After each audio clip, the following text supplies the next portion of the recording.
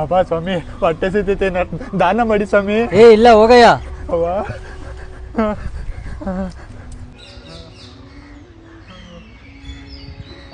ಸ್ವಾಮಿ ಏನಾದ್ರು ದಾನ ಮಾಡಿ ಸ್ವಾಮಿ. ಅಯ್ಯೋ ಇವತ್ತೇ ಪರ್ಸ್ ತಂದಿಲ್ಲ ನಾನು. ಹಾಂ ಈ 2 ರೂಪಾಯಿಂದ ಅವ್ರ ಹೊಟ್ಟೆ ತುಂಬುತ್ತಾ?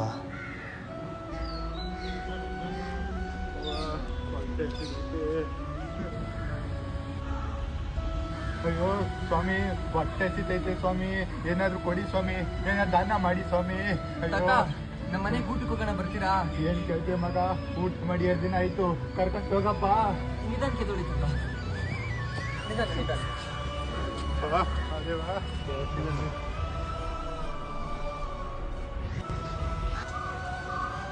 ಇದೇ ತಾತ ಈ ಬಡವನ ಮನೆ. ಬನ್ನಿ ಒಳಗಡೆ. ಬನ್ನಿ. ಕೋಟಿ ಜನ್ಮದ ಫಲವಿದು, ಕೋಟಿ ತಪಗಳ ವರವಿದು, ಅನ್ನಪೂರ್ಣೇಶ್ವರಿಯ ಸ್ವತಃ ಅನ್ನದ